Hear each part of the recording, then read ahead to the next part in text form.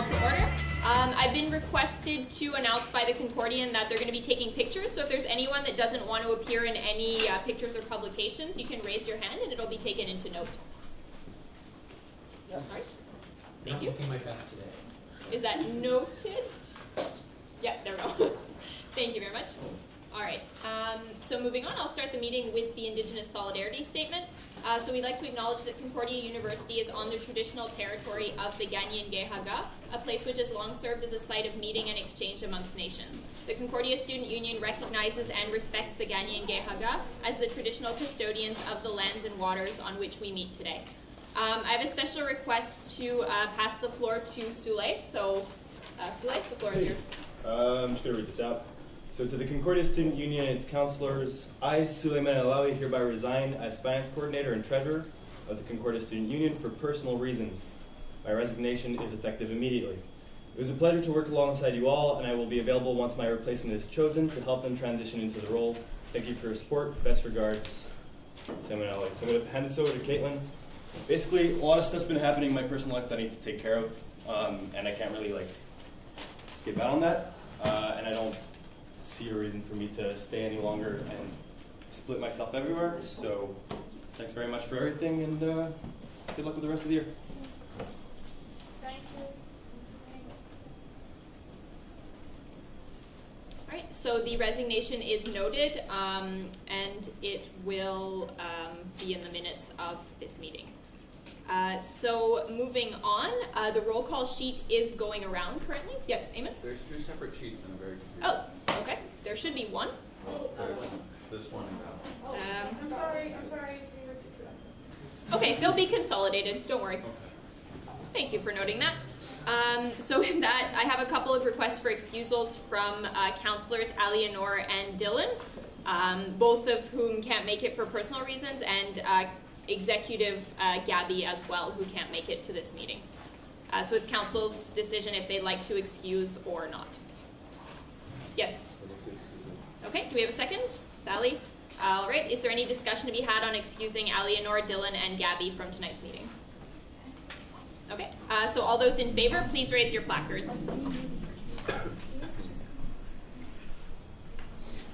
all those opposed? 0, and any abstentions?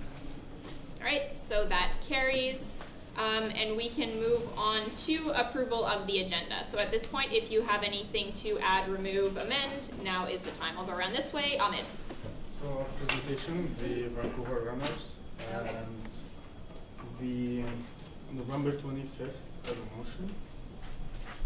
Sorry, what was the second one? The November 25th demonstration. Okay.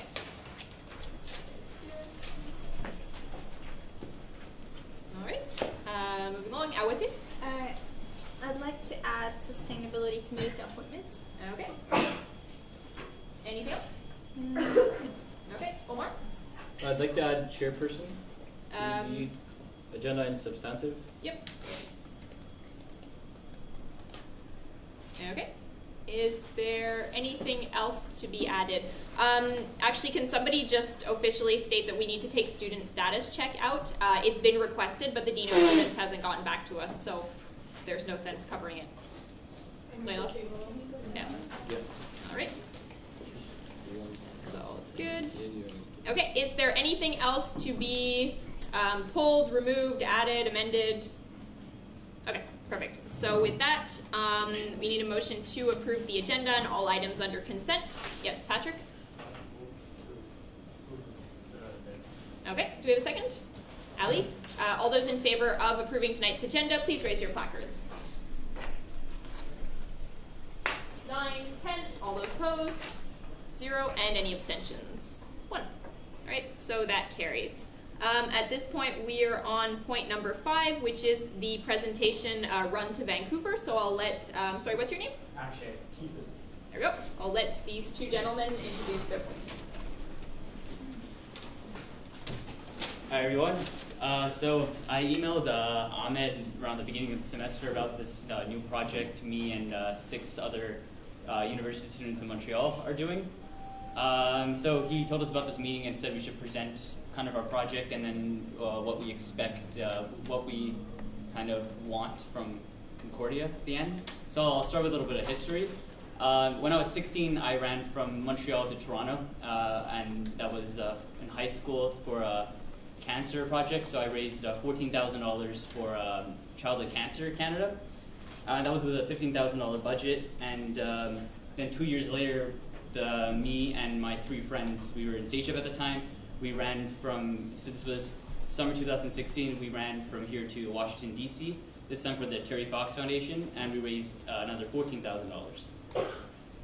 So during these runs, we also film kind of a documentary movie video, which kind of shows the whole journey. We constantly update our base in Montreal. A lot of the donations we get are from Montreal, so we're trying to spread that with our new run. So now today we're trying to finish this trilogy of runs with the final run, which will be the Run to Vancouver, coming up this June in 2018. You want to talk a little more about that? Yeah, so for our Run to Vancouver, it's a total of 4,500 kilometers, and it'll be split 6 ways between 6 of our friends, and each person will run 750 kilometers in a relay-style fashion, and it's to raise funds and awareness for the Terry Fox Foundation. Yeah, we hope to raise $50,000 for this time for our final run. So we've raised $14,000 for the first 2. And that's why we were kind of asking for help from Concordia to kind of get we want to run with the Concordia name as well as McGill. We're trying to get on board. We have 3 runners from Concordia and 2 from McGill. And he goes to Dawson, CHF right now. So do you want to pass out our cards actually? Yep. So yeah, I'm just going to show you a part of our documentary from the Washington run, which will kind of show you guys how it goes. So it's just a 3-minute clip. The whole documentary is 17 minutes long, but I'm just going to show you some segments of some of the days.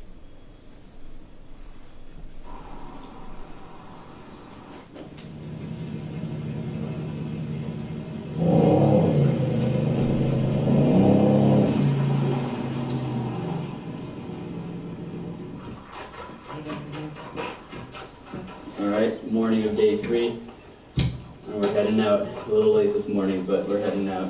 Matthew, send me a water bottle. What? Send me a bottle. Yeah.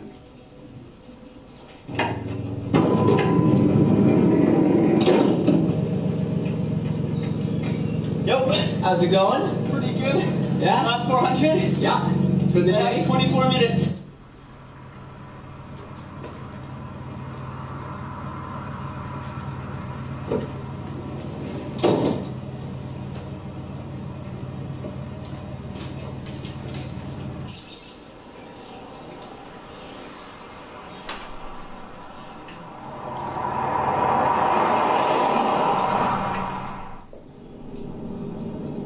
Got up around 40. And we're ready to hit the road here. Oh. They're running all the way to Washington, D.C. They call themselves the White House Runners. They figure their trip should take 10 days, and their goal is to raise money for cancer research. We reached one of them on the road. They're somewhere in New York State. That's your Glenn, joins me online. Hi there. Hey there, how you doing? Really well, but I mean, the big question is, how are you doing? We're doing well, It's really hot outside, but we're pulling through.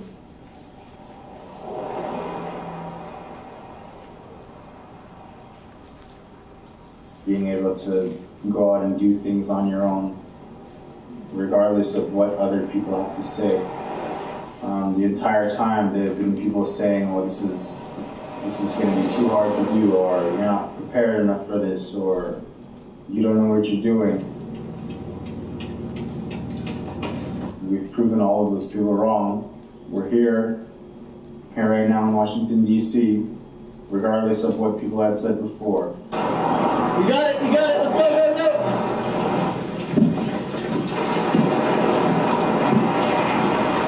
So close. Here we go. I see something.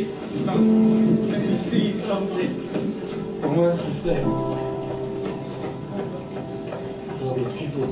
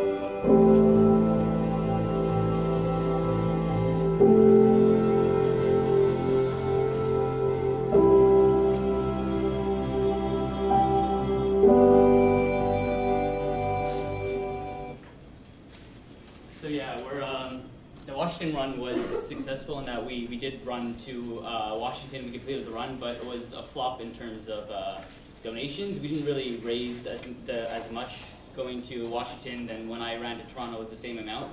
So that's kind of what we're trying to avoid with the Vancouver run. We want to get the word out more. The first one we did, it was kind of a high school presence, and then the second one was we had the Sage-Ups involved, and now the third one we're all in university, so we kind of Concordia is going to be the first since the three of us go here. Trying to want to get the Concordia's name associated with this. And we're looking for like PR and just, I don't know, whatever help we can get really with this. Yeah, we're also, another like sub-event is what we're trying to do is the run to Parliament. So the community, any Concordia students who want to come, we're trying to encourage people to run with us to Parliament. So they make their own little teams, and we have a bus. So they'll run 5K at a time, and they'll do the distance. Some on the bus, some running the distance, doing what we'd be doing all the way to Parliament. It would end there, and we would take over to Vancouver. So that's going to happen if we have a demand for that, and we're kind of just looking for a way to organize everything. Is there any questions? Yes, Ahmed? Just like clarification, I don't know if you get my email, but I told you about Concordia. You need to contact the Office of Communication, but here the CSU, if you want to run under the name of the CSU, like CSU and Concordia, they are two different bodies. If you want to run under, or you need support from the CSU, here is the place, but Concordia is different. Oh, is it? You mentioned support. What kind of support are you looking for? Well, we're really looking to get the word out, and just kind of, because we don't know if there's a demand. We don't know how to reach the students really, how to ask if people want to do this or help out with this. Or we're going to do fundraising nights, so comedy nights and stuff, you know, like venues, stuff like that. Did you have a follow-up? Yeah.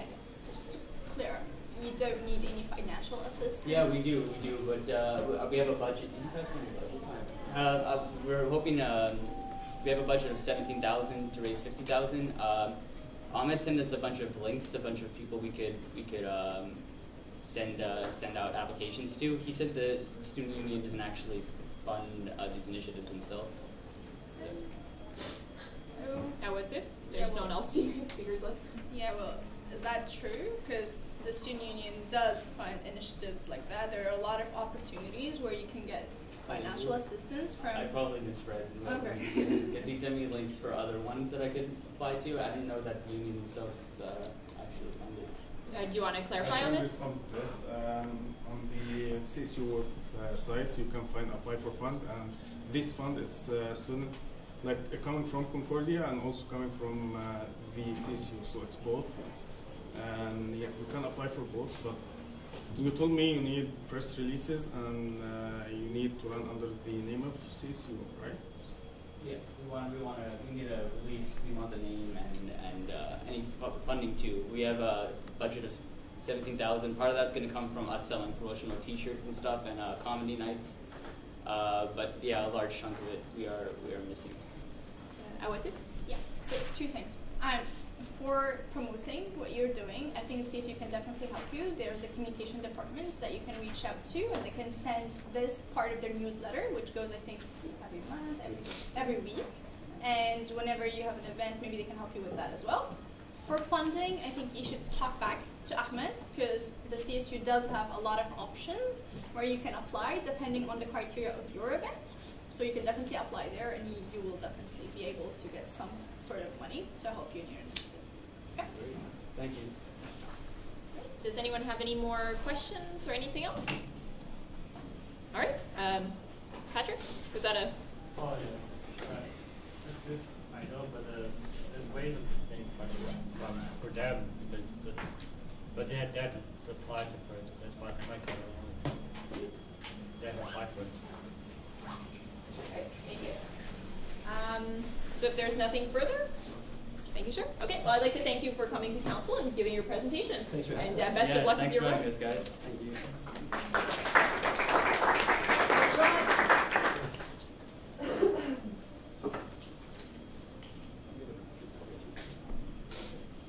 All right, we are on the agenda point of appointments and sustainability committee. Awatif, this one's yours. Well, yeah. So Julia has reached out to me because she was interested to sit on sustainability committee, but as we all know, sustainability committee is already full. There are no seats available. But as far as she said, last year, council was able to withstand, I think, the bylaws or the standing regulations to add her to that committee, given that she's working on several similar projects as the committee is working on. And she's been going to all the meetings for sustainability committee. I mean, Devin can elaborate more on that.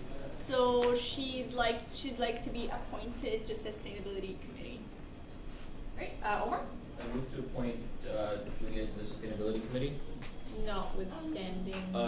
So I was going to motivate. No, it has to be notwithstanding. Like the motion has to be. It's because in standing reg it says that the council is allowed to appoint, given that they don't have a voting status. Okay. I could find that for you as well. Can somebody confirm that that's what she wants? She wants. Does she want voting rights, or she just wants to be on the committee? No, she wants voting rights. Yes. Okay. So it would have to be what you said, notwithstanding. Okay. I think it's 17. And she already goes to the meetings. She definitely wants. Okay. Do we have a second? I just want to clarify something. Okay. It's not all the meetings she's been to. She's only been to our past meeting in which we were discussing this similar project. And yeah, it was brought up briefly at that meeting, but yeah, just so it hasn't been every meeting. It's just the past one. Right. Thank you. Okay. Is there a second for Omar's motion? Veronica, do you want to motivate Omar? I think if there's a council that would like to be on the committee, considering that we've already had where some committees are not able to be filled, I think it'll make sense to allow those that would like to contribute to do so. Okay, and it's notwithstanding 17A, sorry, just for the minutes. Okay, is there any more discussion to be had on appointing Julia to the Sustainability Committee, notwithstanding 17A? Okay, so if not, all those in favor, please raise your placards. 9, all those opposed? 0, and any abstentions? 1, 2, 3. Perfect. So that carries. Julia will have voting rights on the Sustainability Committee. So with that, we can move on to new business. Oh, sorry. Yes, Peter? Yes, I have a question though. Can we suspend the rules, though? No. Not without sending me something prior.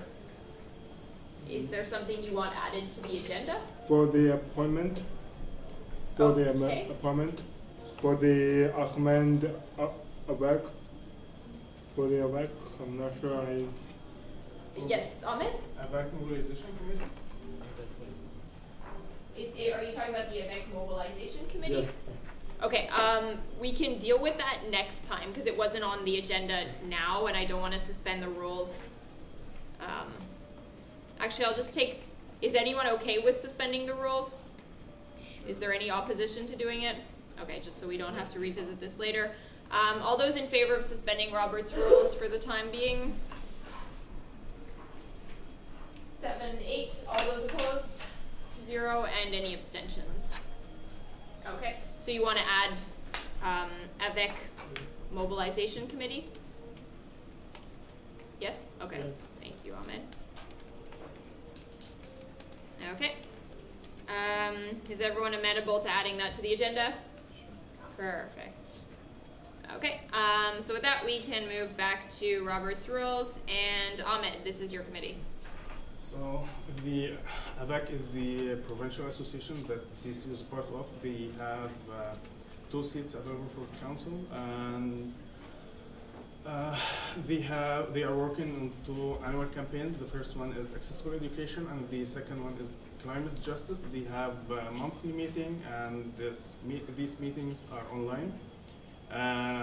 If people can choose to sit on both working group, accessible education and climate justice, or one of them.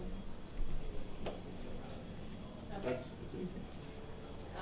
so would anyone like to nominate themselves to the mobilization committee? Yes, Peter? Yes, for the, just for one though.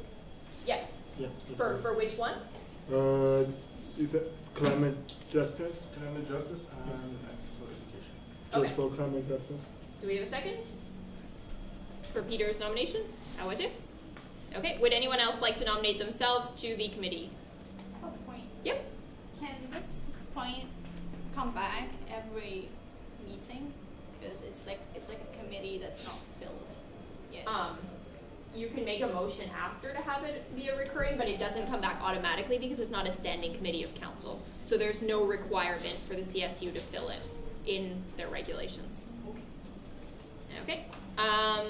Is there any discussion to be had about Peter sitting on the climate justice and, sorry, can you repeat that? Mobilization committee. There we go. Okay, if not, all those in favor, please raise your placards.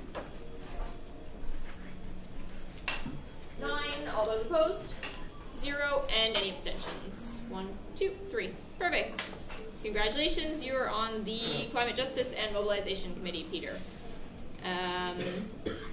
Okay, so with that, if there's nothing further under appointments, we can move on to 7A. Oh, sorry, Awatif, sorry, your point. To make it recurrent? You just said that? Oh, now? Yes. Do I have to write a motion? Or? No. Okay, so I'd like this point to be recurring in every meeting because it's committees that we need to fill, and unless it's brought up, we won't be able to remember that this exists. And given that by-elections are happening now and new councillors are going to come, so it's a good thing for them. Maybe they want to sit on it, so I'd like to make it recurring. Okay, so we'll call that be it resolved that this committee appointment recur at every meeting until the committees are filled. Do we have a second? Tabia? Okay, is there any discussion to be had on the motion? Okay, so all those in favor, please raise your placards. 11, 12, all those opposed? 0, and any abstentions? 0. All right, so that works. It will come back at every subsequent meeting until it is filled, or they are filled. So with that, we can move on to new business informational, and Omar, the floor is yours. So on September 20th, Council mandated that I write an apology to the members of the CSU, and I have submitted it for Council, and it's made available to, I think, everyone else as well. So there's nothing else to comment on that. Okay. Does anyone have any questions? Yes. Oh, sorry. It's the apology letter that Omar submitted. Yes, Rory? And then Patrick? I have to be pretty blunt about this. This apology letter is, frankly, quite insulting to council. The motion that we passed back in September was very clear on what you've done wrong, and we had a long discussion about it, and you seem to agree. No more use, please. Sorry, the general coordinator seems to agree with what had been said around the table, or at least the general coordinator had accepted what was required of him to write in this apology letter. However, what I find now in this letter is that there is no contrition, there is no apology, there is no acceptance of what actions were wrong. There is deflection. There is, placing the onus on others, and there's no actually accepting responsibility. So, first off, not disclosing an offer of sponsorship. This was brought up at a previous council meeting. It's not an offer of sponsorship if there's no contract saying what's being given, what's being received. And if we already have a contract with the healthcare provider, then having a sponsorship without any consideration is automatically biased. 2, you say for council in a timely manner, but in fact you did not disclose the gift or sponsorship. The general coordinator did not disclose the financial amount at all. It was not in the general coordinator's executive report. It was not in the SUD's report that was submitted to council. In fact, it was only when brought to council by other external members that this was discussed and made aware to all of council. So the general coordinator is also saying in this apology letter that they disclosed it, but they did not. The general coordinator is talking about a perception of potential conflict of interest, but the council has already debated and discussed that there was a conflict of interest at that time by these actions. It's honestly, the apology letter does not follow the motion that we passed in September at all. And it's really just a bit of an insult to council that we've now waited X number of months to get a letter like this that is not at all in the spirit of what was intended. Okay, thank you. Patrick? Only question I have in that letter, I had time to read it fully, but the problem I have is just why you had to use the Quebec law into that letter too, because I wasn't sure why. Do you want to respond? It was part of the motion. Was it? Yeah. I didn't remember. Other than that. Okay. Is there any more discussion to be had on the letter? Yes, Sally? Well, honestly, I just want to say something. That's my opinion. Us as CSU should not just like attack each other and like say, hey, you did this, you did not do that, and like just micromanage. That's not how life works right now. Want to go to big companies, that's not how it works. We should all be together and like to make CSU and Concordia Student Union to make it a better place. Honestly, like this is so weird. Honestly, like last meeting and this meeting, and people are resigning. That should not. So this is annoying. Okay, thank you. Roy? I move that this letter be sent back to the general coordinator for review and resubmission for approval at the next council, and that we extend the deadline for submission by an additional 30 days to the original motion. Okay, do we have a second? Ali, your motivation? It's not necessarily micromanaging. I mean, we had this long discussion back in September on this issue, and this repercussion was meant to be a warning for future, and it was meant to act as a sort of guiding and a training tool to let the individuals in that situation be aware of what they've done wrong in order to prevent those issues from happening in future or from them becoming more serious. That was a very reasonable measure for council to take when there was a situation like that, and that reasonable measure has now been sort of thrown back to us and has not abided at all by the spirit of what it was intended to do. So I really think it needs to be sent back for revision, and we can't approve this letter as it stands right now. Okay, Peter?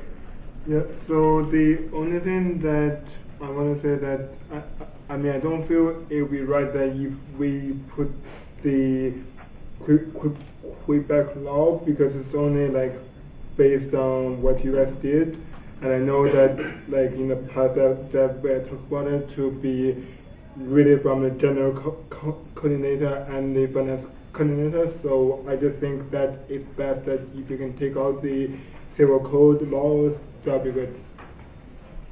Okay. Is there any more discussion to be had on the motion on the table? All right, so if not, we can move to a vote.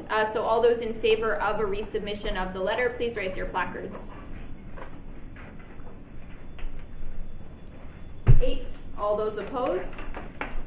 1, 2, 3, 4, 5. And any abstentions? 2. So the motion carries. The letter will... with the deadline. Yeah, with the deadline. Sorry, my apologies. I just paraphrased. With the deadline. Omar? There was no initial deadline. Oh, sorry, I thought you had mentioned one. Yes, but the initial deadline was 120 days after the motion of the previous council. So that deadline is coming up in December. Mm-hmm. So in my motion, I'd said an additional 30 days on top of the initial deadline. So that means there's now an additional 30 days for this to be resubmitted. Yeah, sorry, that was my mistake. I didn't paraphrase it. The Yes. deadline was for what, Omar? For the repayment?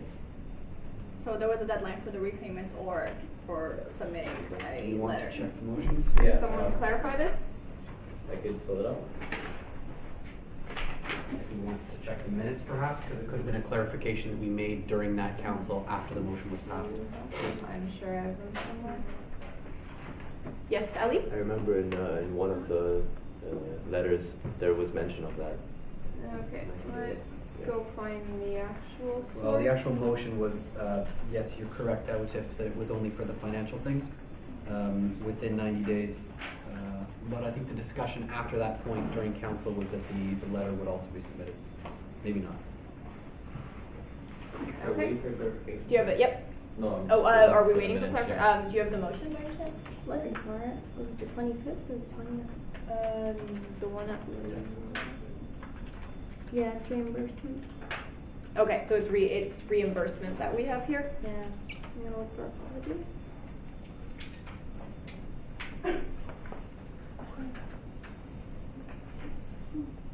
We talk about the apology, the motion was tabled.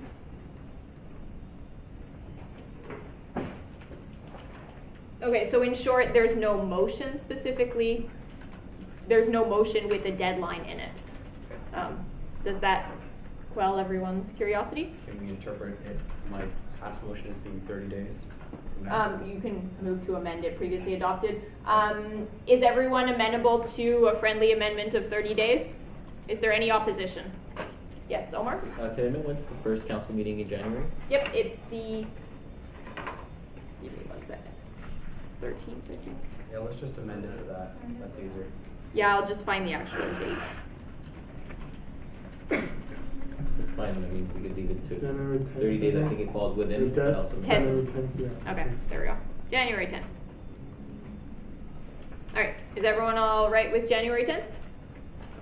Perfect. Okay, is there any more discussion to be had on this agenda point? Okay, so if not, we can move on to new business substantive, beginning with Finance Committee report. I believe the motion was submitted. Yes, Omar? I think it's clear that there's no finance coordinator at the moment at the CSU, so I will move forward with this report if that's okay. Okay. So the Finance Committee did meet on the 16th of November. Some of the key issues that were discussed were a CUTV agreement between the CSU and CUTV to subsidize a part of the cost for the filming of the council meetings, and that's to make sure that CUTV is able to pay their videographers reasonable amount for a professional that does that. Other than that, we are looking at a compensation policy that I will need to work with potentially the next finance coordinator and the finance committee. And the last is there was a decision taken by finance committee for executive discretionary versus committee discretionary. So the motion was to allocate $500 per meeting, and there are no changes to the executive discretionary budgets, which was passed unanimously, and that is all. Thank you. Okay, so we just need a motion to approve the report. Oh, I should have done this first. Omar? I move to approve the minutes of finance committee. Okay, do we have a second? Ali? All those in favor, or just to make sure there's no more discussion? Okay, all those in favor of approving the report, please raise your placards. 13, all those opposed? 0, and any abstentions? 1. All right, so that carries. If there's no further discussion on the Finance Committee report, we can move on to November 25th demonstration, and Ahmed, the floor is yours.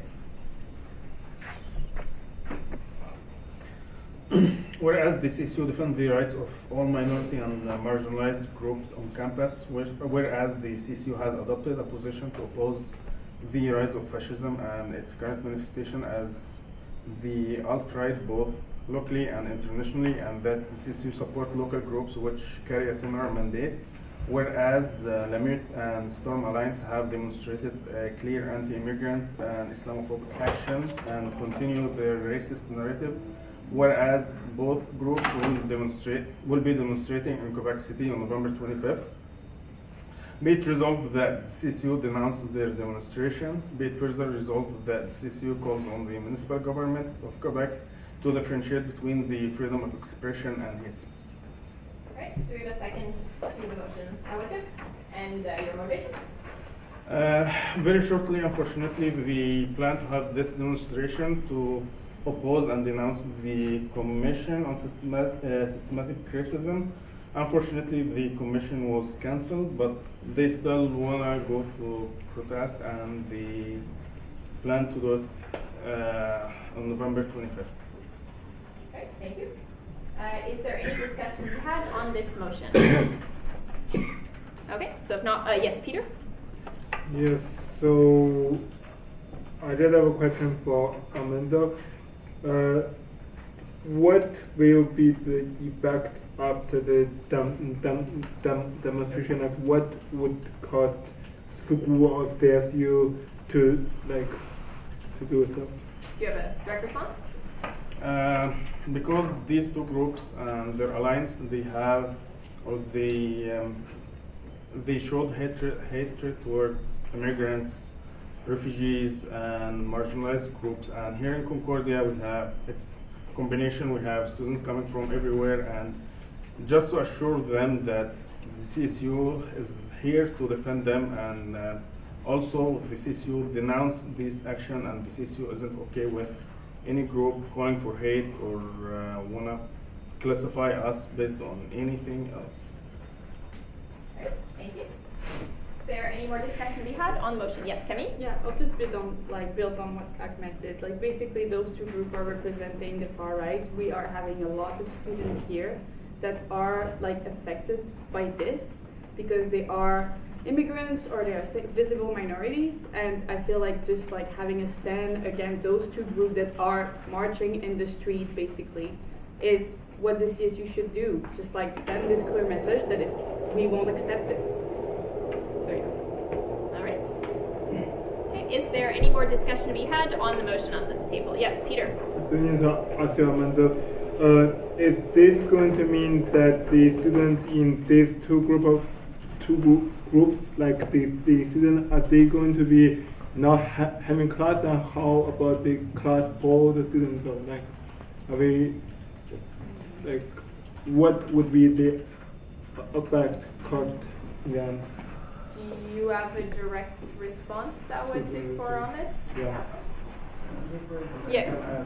It's your motion. Go ahead. It's again like if you are a student and you don't feel like this country or this city is safe for you, what don't you feel when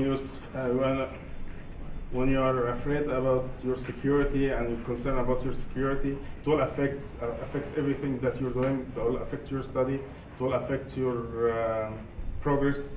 So it's again like it's affecting everyone, and we saw it back in 2015. Many people were attacked because they wear religious symbols or whatever. So again, we don't need to see anyone suffering from these far-right groups. Thank you. Asma and then Patrick. Yeah, from my understanding, Ahmed had just spelled out the psychological effects and other impact on the well-being, but your question seemed to indicate perhaps that you may have confused strike with demonstration. Is that the... and you want a direct response? Yeah, it's also on Saturday, so... Okay. Is that fine? Yeah, because I was just wondering, like, would this cause students to have no like classes and stuff like that? It would be voluntary participation. Right, thank you for clarifying. Patrick? Just one question about it. Like, you're saying that you want to do the city, like that municipality. Why don't we do why there? Is it because provincial? You want a direct response? If you want to organize any demonstration or any protest, you need to get a permit, and unfortunately, you have they have a permit. Okay. From my own understanding, I'm not 100% sure if they have a permit for the protest, but last time when they did it in August, they had a permit. Okay, thank you. Amen. Sorry. So just to add, a handful of meetings ago, we did establish this position about it, right? And so we have this position on the books that we are opposed to fascism in all its incarnations, including the present incarnations, the alt-right, etc. To not do anything about this when we know that it's happening is to basically render our entire positions book more or less useless, because it's flying in the face of everything we've established that we support, everything we've established we're against. And I mean, sure, it's in Quebec City, it's 3 hours away, but this is a foothold, and there's people doing work in line with their positions to squash that, and I think that's absolutely necessary and should be a prime concern of the CSU right now. Great, thank you. Is there any more discussion to be had on Ahmed's motion? Okay, so if not, we can move to a vote. So all those in favor, please raise your placards. 12. All those opposed? 0. And any abstentions? 1, 2. All right. So the motion. Oh, was it an abstention? Sorry. No, it was just one. Okay, so then 1 abstention, and the motion carries. Yes, I would say. Yes, yes, you may. All right. Yes, I'm sure. And Kemi. Okay. So with that, is there any more discussion to be had on the agenda point in general? Okay, so if not, we can move on to chairperson. Omar. Just give me 1 second. I'm going to post the motion for everyone to be able to see on the Facebook group. Okay, so it's been posted, and it is as follows. Whereas bylaw 6.5.1 states that the chairperson of the Council of Representatives is elected from among the members by the representative to chair and administer meetings of the Council and to act on behalf of the Council when instructed to do so by the Council. Whereas bylaw 3.5 states that the Council of Representatives by 2/3 majority vote at a meeting duly convened for that purpose may, to recognize a special contribution to the student union, grant honorary membership to an individual who is not a member, with no right to vote in elections, by-elections, general meetings, nor to run and hold an elected office in the student union, or serve as the chief electoral officer or on the judicial board. Whereas the chairperson's position is not an elected office in the student union, nor is it related to the CEO's position or judicial board membership. Be it resolved that the CSU recognize Caitlin Robinson's special contribution to the student union and grant them honorary membership. Do we have a second? What's your motivation? Caitlin brought to my attention that she will no longer be a student after this semester, and I think that's clear that if you're not a student, you cannot be a member, and if you're not a member, you cannot be a chairperson. Other than that, I think if it's okay with everyone, I would like to Caitlin add a few words. Yeah, so basically what happened is just that I'm no longer an undergraduate student. I'm still a graduate student here, but I dropped my one undergrad course, so I'm no longer an independent student. Under the current bylaws, I do have to be a member, but I can be granted honorary membership because I'm not any of those three things. So I don't hold an elected office. You all appointed me. I'm not the CEO, and I'm not on the judicial board. So that would have to happen in order for me to continue serving as chair. Based on the fact that I've been here for 5 years, I think, which is longer than any other chair and minute keeper that I think has ever served at the student union, and I hope I'm a wealth of institutional knowledge. I'm requesting that council grant me honorary membership based on special contribution, and I will absolutely leave the room if you guys want to talk about it or anything, since I can't. I don't want to chair my own discussion about me. Yes, Layla? Just procedurally, are we going to disregard the duly convened meeting point of that? Oh, that's actually a lot of places in the in the bylaws. It basically just means that it's on the agenda. Okay. It doesn't mean you need a meeting specifically for that purpose. It happens a lot in the bylaws and standing regs. Do you want me to go? Okay. Is there any discussion to be had? Yes, Reem? I need to grant the honorary membership. Okay, I think we already got a second. Okay, so all those in favor, please raise your placards. 15, all those opposed? 0, and any abstentions. That was very convincing. Thank you, everyone. Thank you very much. That means a lot to me, and I really enjoy working with you all and would really love to continue being your chair, so thank you again.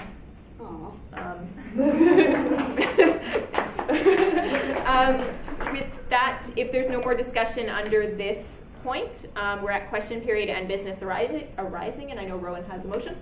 Be it resolved that Veronica be granted the authority and responsibilities of the finance coordinator to act as interim until a permanent solution is found.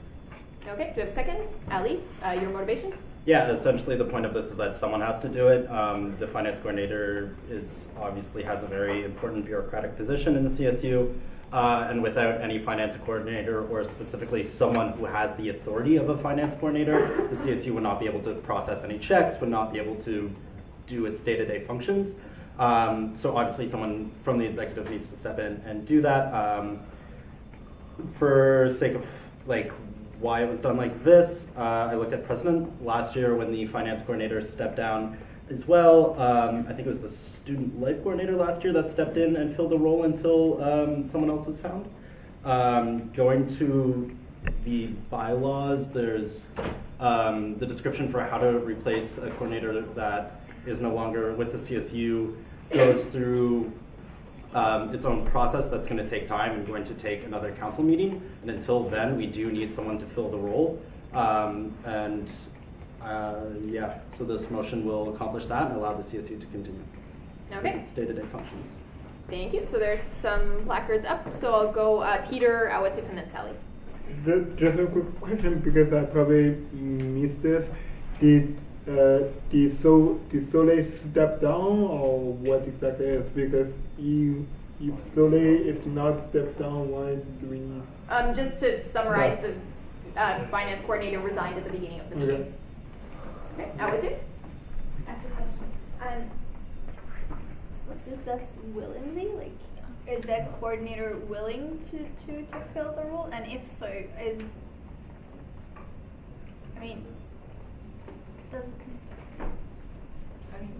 Do you want to directly respond? Yeah, so this was just quickly discussed after the resignation.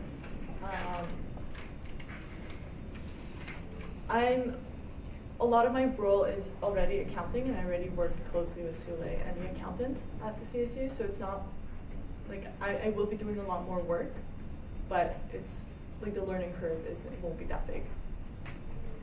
Did you have a follow-up second question, or? No, as long as the coordinator doesn't feel overwhelmed. Sure.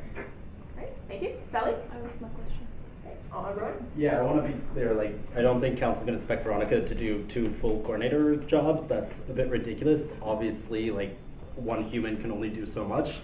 And there's going to be, like, kind of some extra projects that will have to be put to the side for a while, I'm sure. But essentially, someone to do the bare day-and-day things necessary to keep the organization afloat until we can find a better and permanent solution. Okay, thank you. Sally? The point of information, like, what's the procedure for finding a new finance coordinator? Do you want to directly respond? The bylaws are pretty open. There's been precedent, but according to the bylaws, the only thing that's necessary is that it is in the end ratified by council. So there's a couple different routes that can be taken, and I know that last year it was open to council for councillors to apply for the position, and then council voted on who to appoint. That being said, that's not actually in the bylaws. According to the bylaws, the only thing that's really stated is that the end decision of whether or not someone can sit as a coordinator rests with council. So in the end, it's council's authority that decides. The exact path is open to different concepts, different ideas. So it's not going to go to vote for the whole student? No. Do you want to clarify? Yeah, like, in the bylaws, it doesn't state that. If it was before by-elections, then that's something to be discussed, but at this point, it's impossible to put it to by-election, and we're obviously not going to wait till the general election to decide this. So at this point, it rests with the council. Thank you. Veronica? So this could either be appointed by council, so have a councillor step up like we did last year, or it could potentially go through appointments committee and have like a general call out. Okay, thank you. Bree? So will this be only open to council members to step up, or to student at large? Do you have a direct? Last year, it was open to council members. I'm talking about the president, but according to the bylaws, it could be done either way. There's no set path for which to follow, so it's more or less open at this point. Did you have a follow-up? Sorry. So we're deciding on how to which route to take. Do you just want to clarify? Not in this motion. This motion is simply putting Veronica as the interim finance coordinator. Okay, thank you. Veronica? I think maybe if the executive committee could discuss maybe later tonight what potential route would be most ideal for the CSU, and then we could maybe relay that information to you guys like tomorrow or in the next few days. Right, thank you. Is there any more discussion to be had on Rowan's motion? Okay, so all those, oh yes, Peter? There's a question, is there any way that we can point like one or two council to help what Veronica thinks is new appointed people? Is there anything within the bylaws that we could do that? Like having the council not pointed to the position, but helping what Veronica at the moment because there's no finance coordinator yet? Is there any bylaws? I'm sorry, I missed the first half of the question. I didn't realize that was directed at me. The question was like, is there anything within the bylaws that because I know you said that the council last year was being appointed by council to the position. There any way that could point council to help Veronica at the side because of we don't have finance coordinator. Yeah, do you wanna? Essentially, like how the decision is made for who to be brought to council, there's no real guidelines for. But the end decision of whether or not someone, like person X is like recommended and there's a discussion at council whether or not person X becomes the finance coordinator, and in the end the vote is done by council and council has the final approval. The steps before that are not laid out by the bylaws. Right. Is there any more discussion to be had on the motion at hand? All right, so all those in favor, please raise your placards. 14, all those opposed, 0, and any abstentions, 0. So that carries unanimously. Yes, Ali? Can we discuss how we're going to move forward with this? Because waiting 2 weeks, I think, is a long time. So, I mean, what procedure would council have to take, if we could? Yes, Eamon? I would just recommend that we follow the precedent set by last year, just to further establish a strong precedent for how to deal with this, because it will happen again. There should be a strong sort of precedent policy. Right, thank you. Is there any yes, Reem? I'd like to have a discussion, maybe start the discussion now and how we're going to decide, and also have it open not only to council members. Okay. The floor is open to discussion if anyone wants to discuss the issue. If not, then we move forward. Yes, Veronica? I guess my recommendation is that we wait till after by-election, so that's roughly 2 weeks, so that we get a chance to get the new councillors involved, and have this person appointed by council, since council is an elected, councillors are elected, whereas if we appoint someone from just a student body, it's not as democratic. Okay, thank you. How is it? Yeah, just a question. Are you, is the internal coordinator requesting that this decision be waited for till next council, or that we decide now for the executive position be appointed from council in second council Yeah, direct response? So I guess we would have to call it a special council meeting once the new councillors are elected. Or we could wait till regular council meeting and do that then. Right, Reem? Just to have it close to councillors is not giving the chance to other students, the student at large, to be involved in this. So my opinion is that would be, if it's open to all students, if it's publicized, then that would be the more democratic way to do this. But definitely for having a discussion and then calling a special council meeting. Right. Is there any more discussion? Yes, Peter?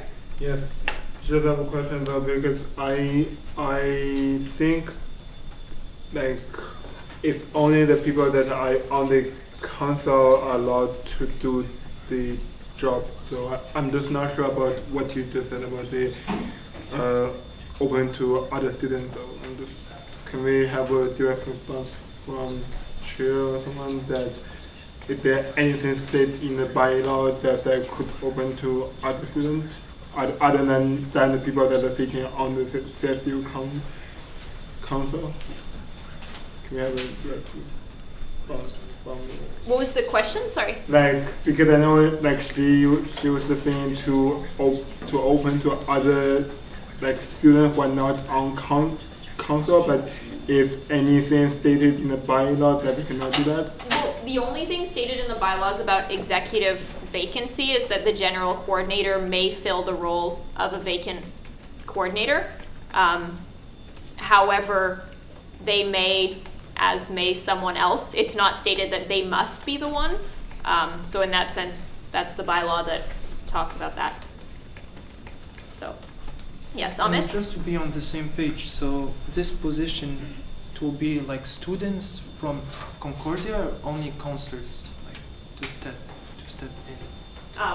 There's nothing decided yet. Nothing decided. But at the last, I mean, at the end, it will be counselors that will vote for this. Yeah. Okay. Reed? So I'd like to motion to kind of like put it out there to publicize for the position so that students would be able to kind of apply, and then when council is making the decision, they would decide, like they'd have multiple applicants and council would vote on this. Okay, so the current... But I'd like to motion to have it open to all students and to councilors to apply. Okay, do we have a second? So the motion is to open the position to all students and counselors. As for now. As for, sorry? As for now, or like after the by-election? Like when would it start? Do you have a date? To decide after the by-elections. Okay, so after the by-elections. Okay, do we have a second for the motion? Kemi, your motivation, Reem?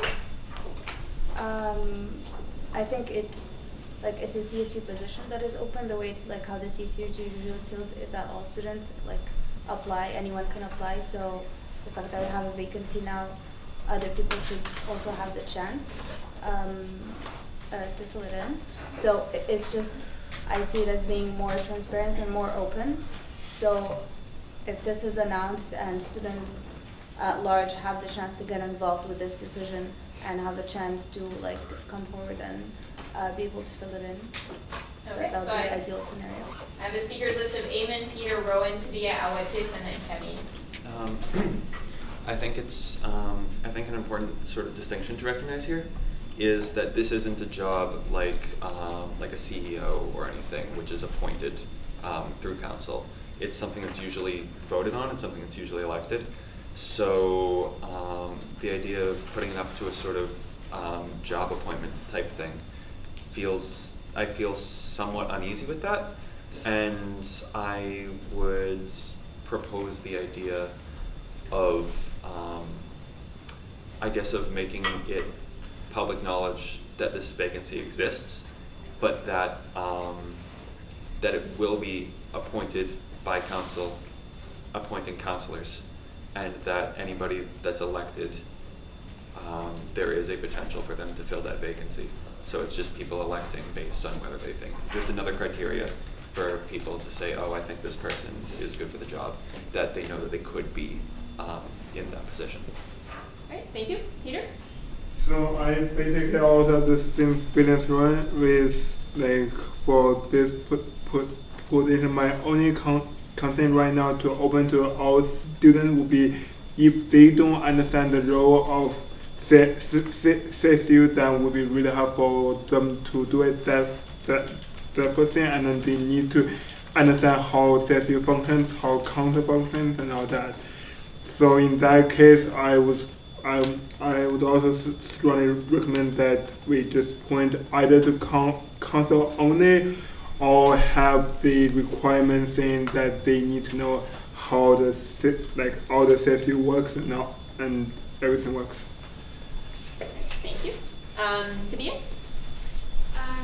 Yeah, I agree that I think we should have a pool of just students, but also I would like to suggest a timeline for it so that perhaps after this meeting it would already be advertised, and then in a manner that like also tells like all the conditions, like they'll be approved by council and that by elected council members can apply as well, and that perhaps that we set it to in a week after by-elections maybe. I don't know if that's too soon.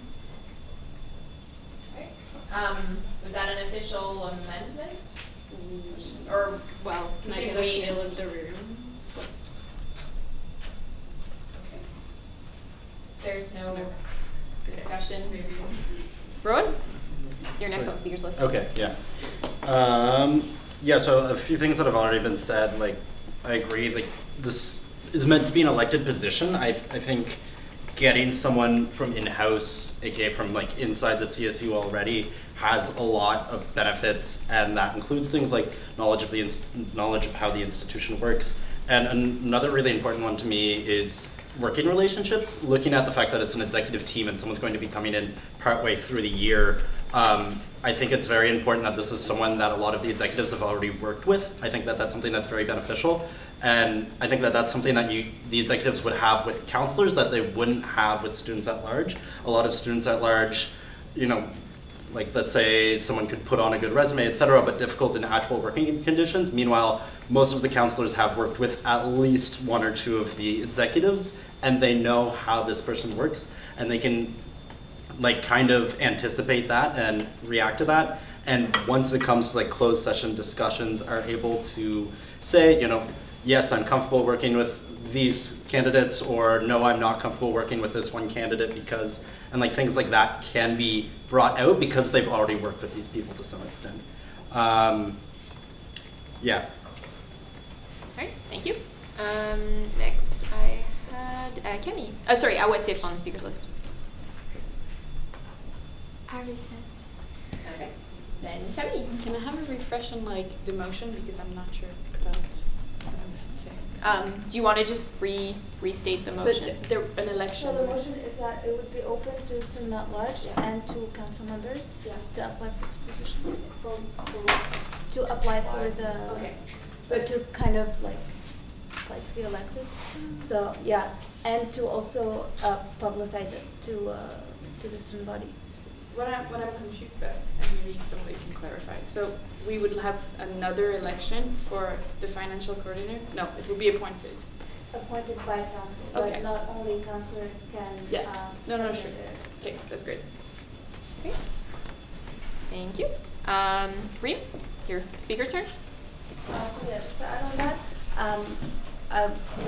good points by Rowan, to the fact that the person, if it's a counselor, they already know people, they already worked with them, but this does not mean that someone else from the student body is not maybe involved enough in the CSU and they have worked with people and like they have something to bring to the table. So I just, for me, closing it and making it only 2 counselors is just like taking away an opportunity for a person that could potentially be good. It does not mean that we eventually have to choose someone from the student body that is not a counselor, but it's just giving the opportunity to people that could really fill the role and do a really good job at it.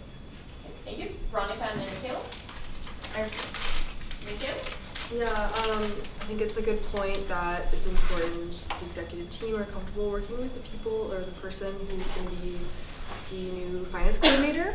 But I think it's also great to expand the pool to make it a larger group of people for us to choose from, and we can always choose someone from council if that's what happens.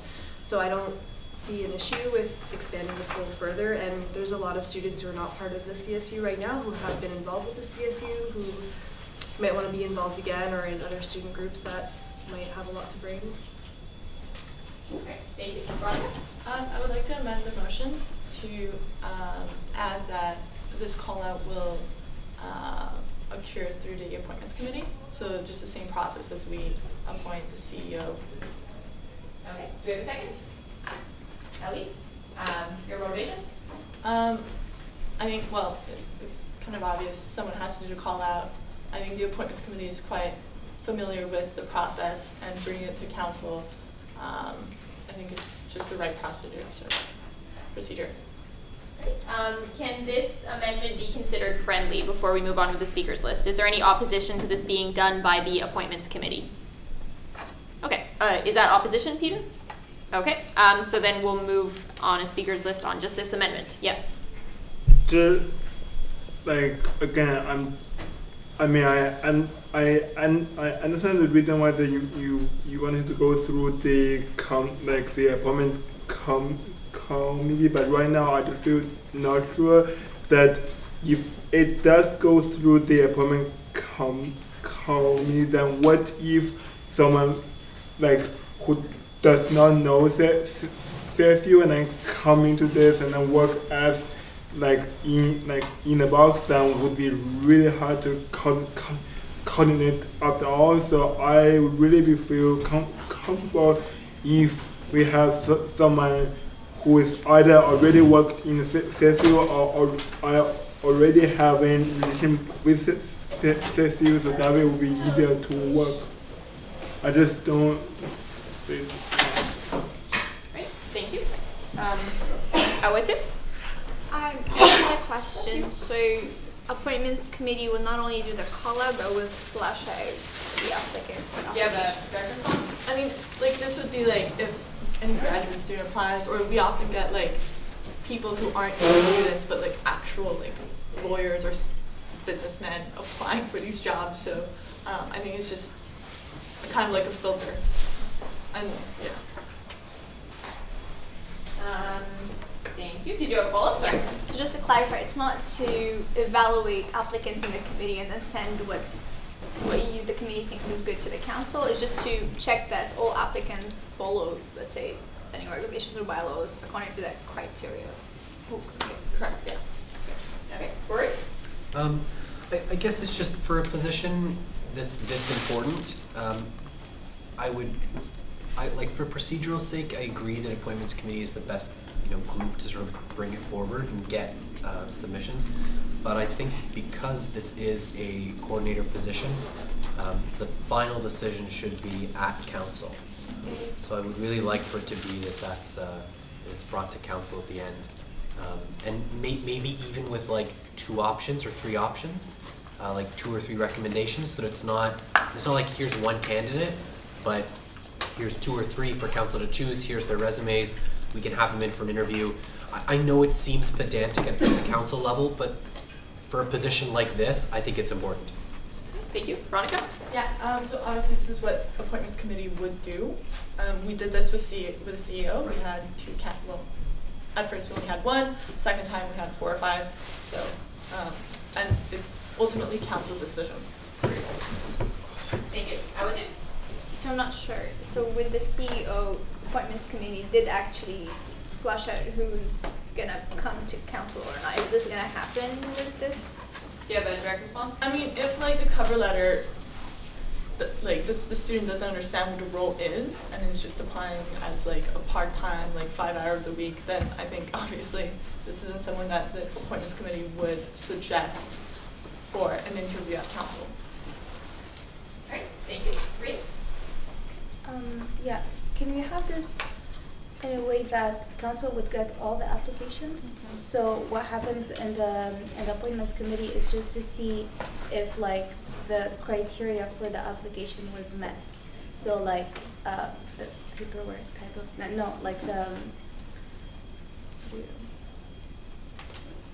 like the rules are met, like if that everything is following, like it's not nothing outside of like the CSU rules, but then on voting it wouldn't kind of filter out. Well, there's precedence for the appointments committee uploading all of the CVs and then making a recommendation to council. Yeah, so we would have a recommendation, but we would still receive all the applications. Yeah, there's precedence for that. So if anyone would like to suggest it or amend, that's excellent. Julia? I have a question first. Yep. What's the motion?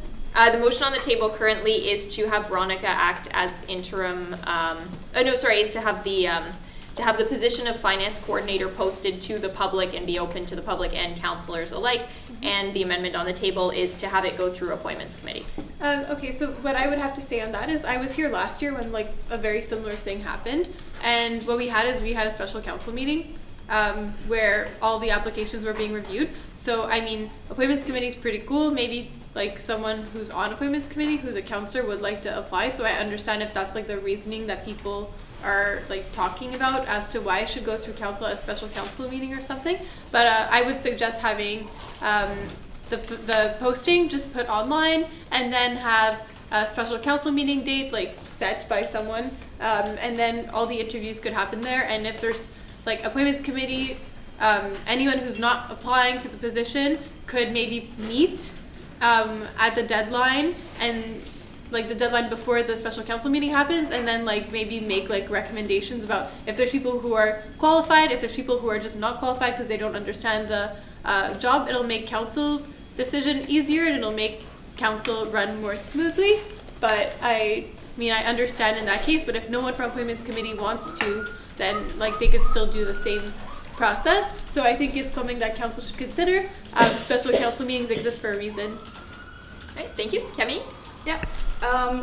I'm actually part of the appointment committee, and I can't help but feeling like slightly insulted by like what is been said. It's just kind of like, well, especially like with the CSU EO have been brought up, and it feels a little bit like people are saying that we should have brought more people, like everyone, and like, I mean, you're free to have a look at the CVs. We made a choice because we thought it was the best thing for council, but it feels like, I mean, it's fine if you all want to see the resume. I really don't mind if you want to take that off, but like the way it's formulated right now is just kind of like, well, appointment is not doing a great job, so I would like to see all the resumes, thank you. So, yeah. Right, thank you. Reem? So yeah, just to clarify, it's nothing against the appointments committee, it's just that this position compared to the CEO position, this is like a coordinator of the CSU. So it's not that the appointments committee is not doing a good job, it's more like I also want to be involved more and have all the councillors like more involved on the decision. That's where it's coming from. So like the appointments committee is doing a great job, as you guys did with the CEO, but it's just for me, for like personally, I would just like to be like more involved, and it's easier like instead of everyone coming to the appointments committee meeting, it would be easier to have a special council meeting where all the councillors can like agree on a time and be there. So yeah, just. Thank you. What's it? Yeah, I just have a question. So the amendment made by the internal coordinator, does it give power for appointments committee to filter through the applicants? Because the question I'm just asking so I know whether it's amended or not. Do you have a direct response? Yeah, I mean, we would do what appointments committee always does, so we would filter out like applicants that are not students or are graduate students or just visibly don't understand what the role is. Do you have a follow-up? Yes, I agree on filtering through whether that's a student is not a graduate or I don't know, like some technical things, but I'm not comfortable with appointments committee looking through the applications and saying, oh, this person doesn't look like understands the role, because I think this should be brought to council and council should discuss on it. So if appointments committee is gonna agree that they're just gonna go through the applicants and look at the technical side of it regarding following with the standing regulations and the bylaws, I'm totally fine with that, but I'm just bring it to council. Alright, thank you. Peter? Yes, just have a quick question though, either for appointment committee or could be answered by the general coordinator. So just a quick question, once the people are elected, will they get training though for the position that they're doing? Just a quick question for both. Do you have a direct response? So they will be trained to fulfill the role, yes. Thank you. Amen? I'd just like to address something that was raised a couple minutes ago, the discomfort with appointments sort of filtering through the applicants. And I think, well, first of all, that's kind of the role of appointments, and a lot of the like discomfort coming from that might be because this is an incredibly significant position, and it's not a position that's appointed insofar as a regular appointments committee appointment.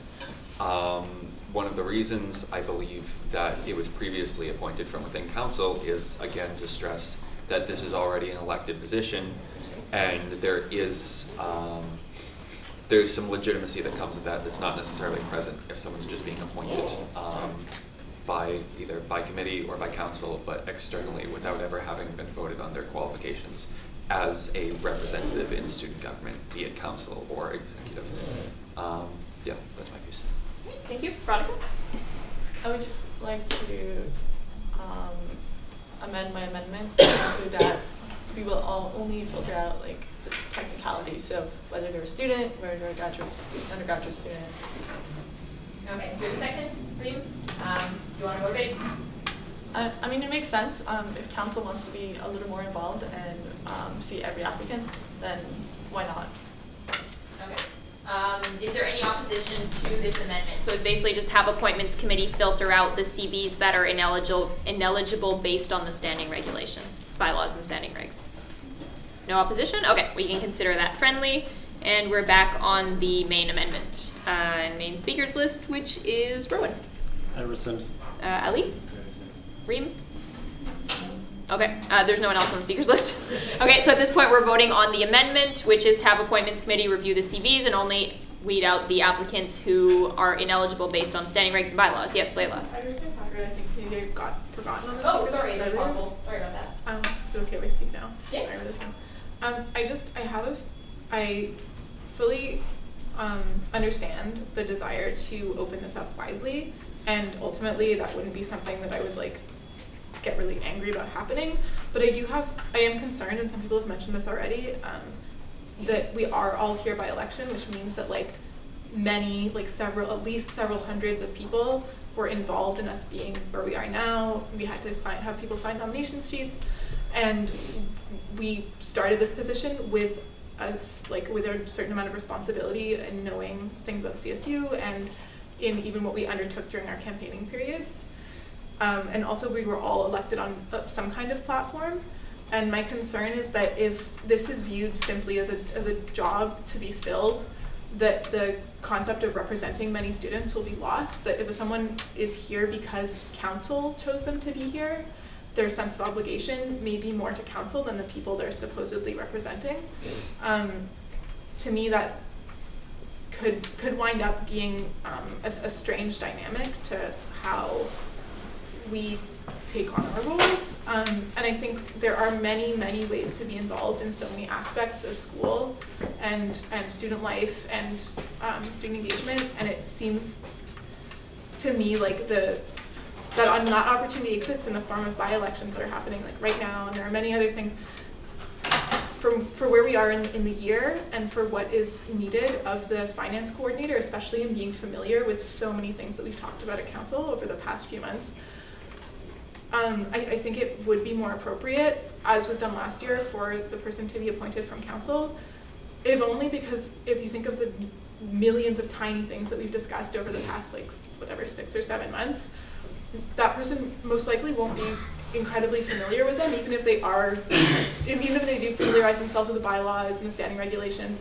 And I think that ultimately that could really make it difficult for them to get up to speed in time to actually be able to do their job effectively, to be part of the team, and also not just be someone who is in charge of signing checks and doing that bureaucratic aspect of their job, but who's able to take on projects and still be involved and have an initiative in their role, which I think is a really exciting part of this job. Okay, so Reem had requested a vote. I just let Layla speak because I had forgotten her on the speakers list. Sorry about that.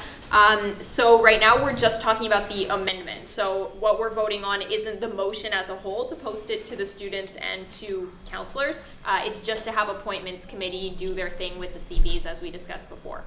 Is everyone okay with voting on that? Yeah. Okay, so all those in favor of the amendment, please raise your placards. 9, all those opposed? 1, 2, and any abstentions? 0. Okay, so that carries, and we're back on the main motion, which is to post this at large to council and to members and counselors. And I have speakers list of Patrick, Ali, Michaela, Eamon, Tabia, and Ahmed. Patrick. Because the position is quite big, maybe we should have something for who are in finance because they know a lot of things in the role of in finance stuff. Better have them to open to the finance of JMSB, because they know a lot of things, but they will learn the new role when they get trained by them. Okay. Well, the way the motion is worded right now is that it be open to all students. Okay. Ali.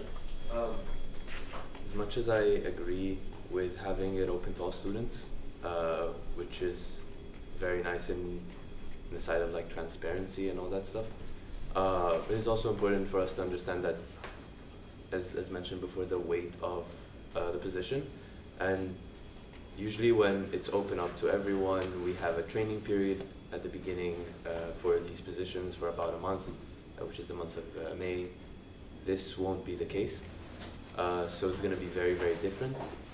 That's why anyone who's in the room would be a bit more familiar with the procedures of the CSU. Okay, thank you. Michaela? Yeah, my only concern with not opening it up to the public is, first of all, like, how many people right now as counselors will be coming forward. So, like, we don't really know. And so if only one person applies, like, that really limits it, and it's kind of, like, what do we do then? And then we're already wasting time, and then after that, I'm assuming we'll have to have a call out.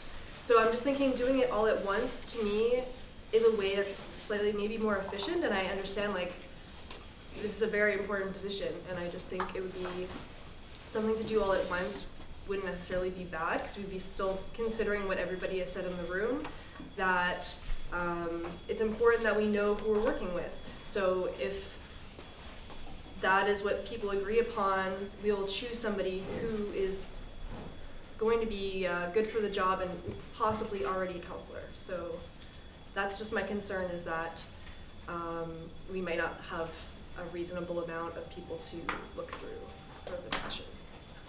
Okay, thank you. Next on the speakers list, I have Eamon. So, just to echo the student life coordinator's sentiments, I do have I have reservations about opening this up to the public. I think that whatever's gained in transparency from having a open call out is then lost in the fact that this is in no way any sort of even resembling an elected position. Without getting into specifics, there's frankly, there's one university in Montreal that's appointed a bunch of student positions and not elected them. We don't need two of them. Thank you. Just because it's relevant, I'm just going to read you the relevant section of the bylaws as well, because we're having a discussion about coordinator vacancy, so I feel like everyone should know what the actual CSU's bylaws say about it. So 7.3 says the general coordinator may fill a vacant coordinator position from among its members, subject to ratification by a majority of Council of Representatives. Should there be a vacancy of the general coordinator position, the Council of Representatives shall appoint a general coordinator from among the remaining coordinators for the remainder of the term of office. Should no coordinator remain in office or be willing to be appointed, the Council shall appoint a general coordinator from among its members by 2/3 majority vote at a meeting duly called for such purpose, who shall thereupon be deemed to have resigned from the Council of Representatives. So basically in its bylaws, Council does have stipulations regarding appointing from the membership, as long as Council approves it with a 2/3 majority vote. And there's no specific, beyond a kind of vaguely worded bylaw about the general coordinator who may take over the position of a vacant coordinator, there's nothing more specific than that in the bylaws. So I just thought that would be relevant for everyone to know before the discussion continues. Tabia. Yeah, so I just wanted to say that I think just limiting it to counselors, as was said before, is very limiting. And I mean, it wouldn't exclude counselors either. But that being said, I am concerned that the executive wouldn't feel comfortable with people coming from outside or just without experience. So I was wondering, and I don't think this is possible, but whether or not the executives could have voting rights for this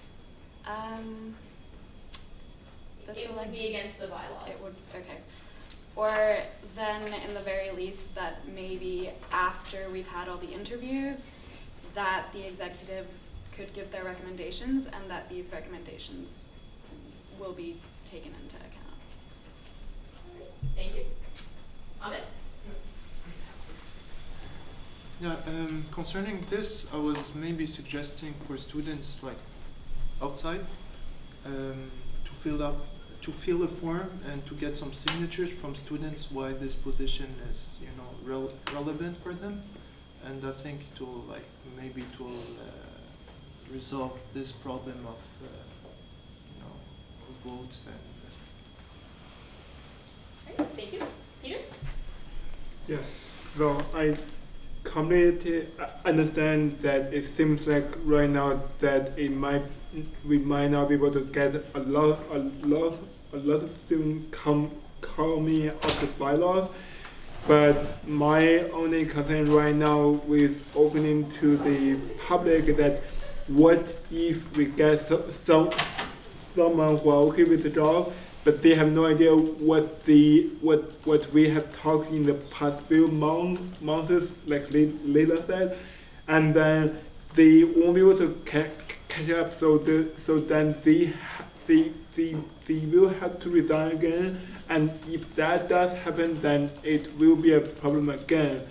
So based on that, I would think either if it's allowed by the bylaws, I want to maybe to point someone from the council to help what running half an hour, or we just have someone like from the council, or someone who already worked on the CSU to be taking this position until we can find someone to be.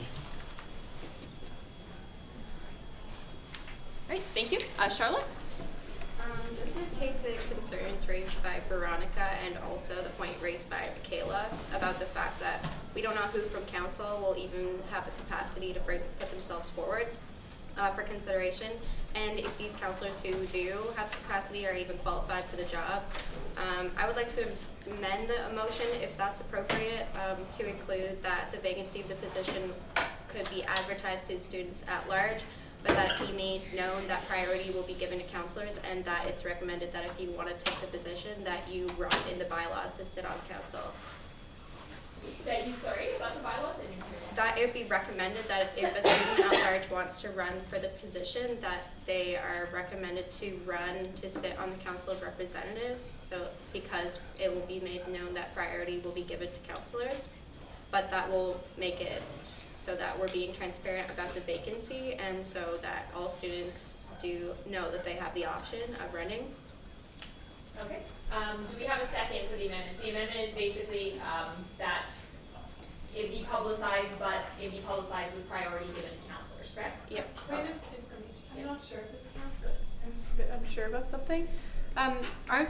Is the nomination period over for CSU by-elections? The motion on the table currently is to have it to be publicized to members at large and counselors, with the specification, the amendment being that priority be given to counselors. Okay, I'm just not sure about if nominations are over. It's not for the by-elections. Okay. Okay. Yes, do you have a question? I second. Oh, second, okay. So your motivation? It just kind of. I have an opposition. No, I know, but she left motivate. Okay. Yeah, very open to opposition after my motivation. But this is just an idea to bring the point raised that we don't know who from council is even available to step up, and also the idea that it's important to have already established working relationships. So this will, and also that we be transparent. So that's my motivation, and hopefully there can be some opposition. Right.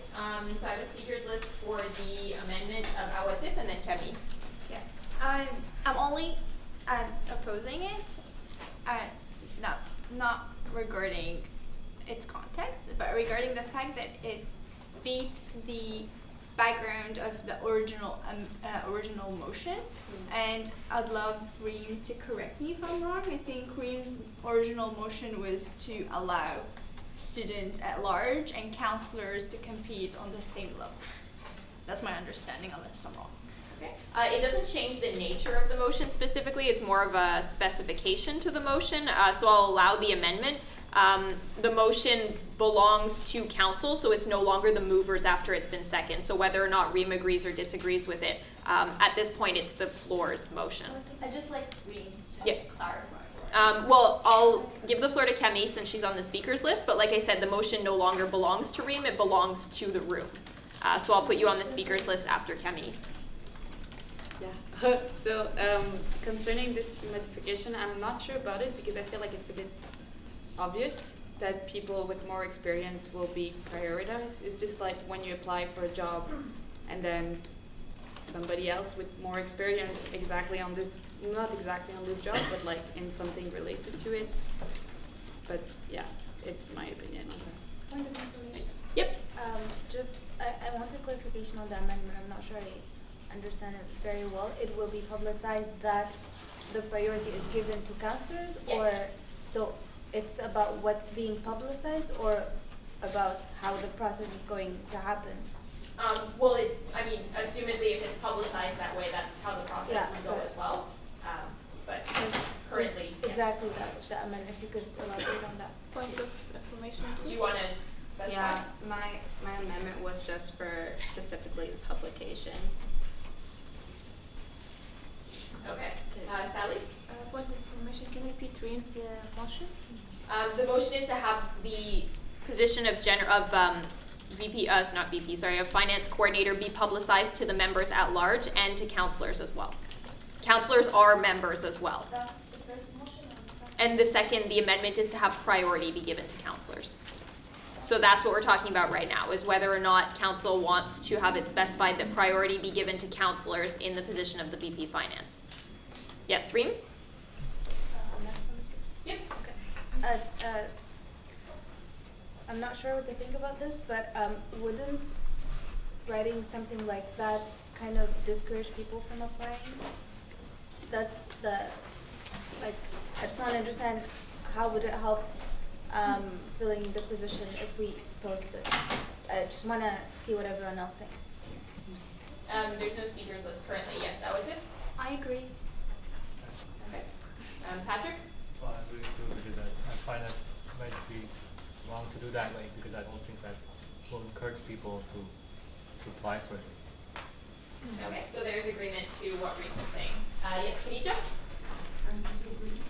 Because, as Leila said, it's a whole philosophy. Like, we've been running for the past 4 months, and someone is coming to fill a position. So, for sure, we have to give priority for council because they know what's going on. We have a work dynamic that already existed. So, they need to know that something is going on. They cannot just come and then take a seat. Okay, thank you. Ahmed? Yeah, I think maybe we can solve this issue by, as I mentioned before, maybe like to have like like during the election, students sign to have the maximum of signatures, and after you can apply to be a candidate for this position. I think it will be fair for counselors and for students outside. Okay, right now the motion on the table, though, the amendment is just talking about whether or not it's going to be publicized that counselors be given priority. So that's just what we're talking about right now. Peter? I just want to say we shouldn't really treat this as a job, because it's not a job thing, because it's a huge thing, because you have to take the responsibility of sitting as a coordinator. So I don't really suggest doing this again, because I just don't feel like treating this as a job, because it is a large thing though. So just for the council to be considered impossible, just think more to it. Great, thank you. Eamon? To, I guess, elaborate on that,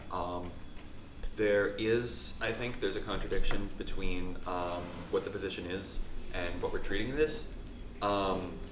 As in, the position is an office and we're treating it more like a job, so I do agree with Peter in that respect.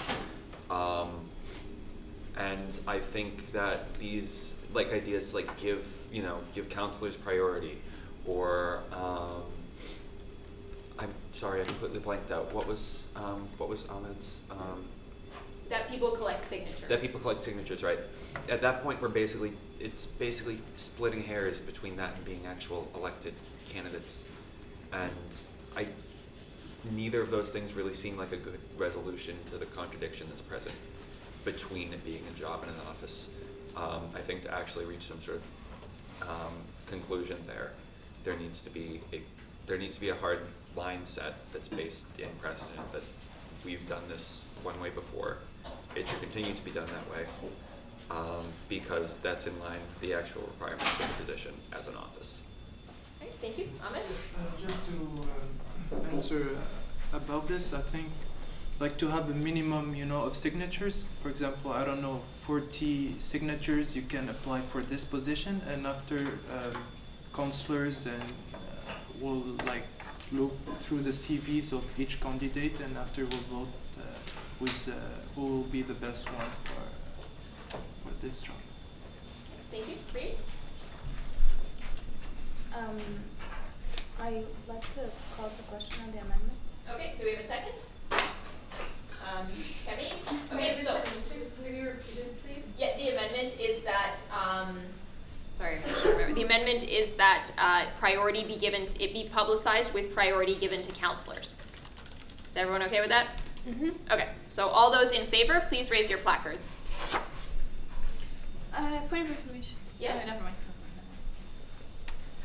7. All those opposed? 1, 2, and any abstentions? 1, 2, 3, 4, 5, 6. Perfect. So that carries. The amendment will be attached to the main motion, which is that the position of Finance Coordinator be publicized to the members at large. Yes, Reem? I'd like to say something that the original motion, so we're discussing whether having it open to students to apply other than council members or not. I understand like all the points, and I do have like the same concerns as everyone else, is that it's kind of like having it open to all students kind of as a job more than as like a CSU executive position. But I also think that it's a valid point to not limit it to counselors, and to have to give an opportunity for like if there is someone that is qualified. And also we don't know, as Michaela said, we don't know who is going to who from counselors can apply. So at this point we're just voting on whether or not having it like giving people other than counselors, giving people the opportunity to apply for this. So I don't know if anyone else wants to keep to have a discussion, but maybe we can just vote on whether or not we give this opportunity, and then when we're deciding, when counselor is voting on who we choose, then we can go and discuss, and it would be a valid argument to say that okay, maybe we should give priority to counselors, maybe this person we worked with, So at this point we're just discussing to having it open to people to apply in the first place. Okay. So I see that maybe we should just proceed to vote on everyone else's. Council just voted to add on the amendment to have it priority be given to counselors. The speakers list of Layla, Ahmed, Julia, and Eamon. Sorry, some of you were from before, and Kemi. Yes, Layla? I just want to address the concern that, at least from what I said, that I'm opposed to opening it up. I'm not. Like, if that's what everybody wants, I fully respect that. I'm just raising some concerns, but it's true. There's no it's not like someone who hasn't been on council is deeply unqualified. It's more about the reality of where we are in the year and how much this person is going to be able to help the work move forward and the position move forward in what's left to be done for our mandates. I just have 2 other really small points that I think are important to decide. That if we only vote on this at council, it'll effectively be 15 students-ish, or however many, deciding on on an executive role. And I understand that making the pool smaller by deciding based on counselors is something that could be argued against, but in truth, everyone who's here, there are at least a few hundred people who are behind us already in terms of us having been elected, or counselors having been elected. And then on top of that, it's just however many counselors there are deciding of those people who to pick. But if not, it's literally 15 people deciding on somebody who's supposed to represent hundreds of, or tens of thousands of students, which I think could be more skewed in a way than basing it off however many people voted in the elections. And the other thing is that to decide on somebody to fulfill this role in a short interview or just based off their CV, it's not to assume that people will have bad intentions or anything like that, but it's hard to get a read of someone in a really short interview.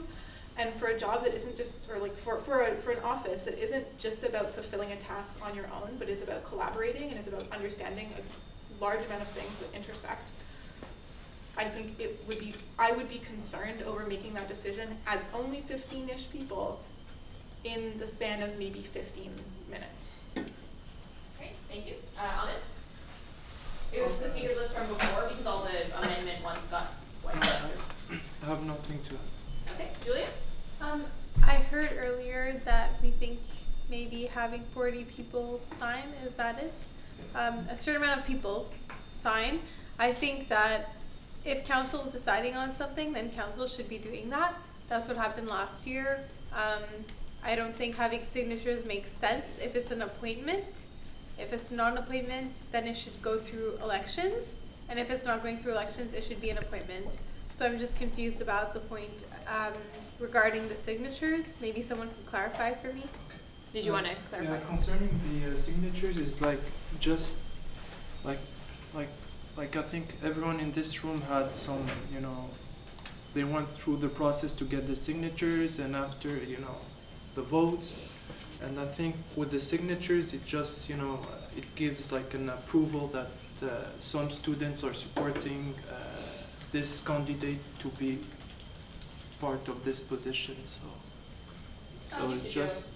Yeah, but I'm just confused. Is the nomination period over? Yes, it is. Yeah, So then I don't think it makes sense for us to bring it to elections because the nomination period is over. So then it's someone has to apply to council, right? So why would we have signatures if the nomination period is over? I'm just really confused about that one point. Do you just want to clarify? Like, what do you mean? I mean. Will they have signatures and bring them to council? But that goes against like how council usually has applications. Well, it's directed at Ahmed. Yeah, concerning the signatures is just, you know, to have some, how can I say, credibility, some transparency about this, because since, you know, this decision has been made today about the resignation of Soleil, so yeah. Okay. So it's not a motion on the floor, it's just a suggestion at this point. Eamon? Actually, before I go, I actually have a clarifying question for the chair. Sorry, I had a point of personal privilege. There's an alarm going off somewhere. I'm sorry, I don't know what to do about it. I can't stop the alarm. I'm sorry. Go ahead. So can I ask the chair a question? Yeah, absolutely. Okay, cool. So there's specific provisions laid out for for specifically the seat of the general coordinator in events like this? Yes. In the bylaws? Yes. Is there, or do you know if there's any particular reason why that's laid out only for the general coordinator? Bylaws were written long before me, okay, so I can't. I can tell you why some standing regs are there, but it hasn't been something that was altered recently, so I don't know. So sorry. That being said, basically those lay out not a particularly well defined structure, but a structure for filling that position. And well, there aren't necessarily specific bylaws that state that this is how we do it for other positions. Given that the CSU executive is supposed to be a non-hierarchical structure, and these positions are supposed to have equal weight, I think a strong argument could be made that those bylaws could also be used to guide this sort of thing. It doesn't necessarily say it. However, the spirit of the thing, given that they're all equal, more or less, positions, I think deserves to be, at least deserves to be considered. Great, thank you. Did you have a point of personal privilege? Just something that perhaps clarify, just about the nomination, the signatures that are obtained are usually for the nomination period, not so much for the election. I mean, they make you eligible to run. And as for the coordinator, general coordinator being the person who the position usually falls in, the other coordinators usually have very specific mandates, whereas the general coordinator's roles are more administrative. So that's much more of an explanatory note than a confirmed guideline that's been cited in the special regulations, setting regulations. All right, thank you. Debbie? Yes. So I personally like the idea of having signature. I think it's a good way to know how motivated you are into applying for this position. As well, because we're going to be appointing this person, I feel like it will be great to have a bunch of students being okay with us appointing this person.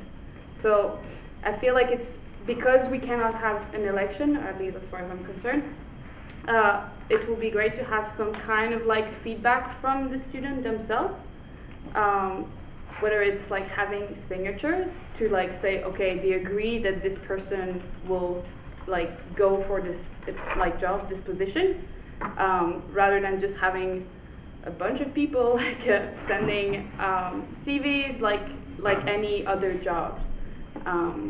So yeah, I feel like we encounter kind of like a few times in the appointment committee, like this kind of the CVs that have been sent to like many positions.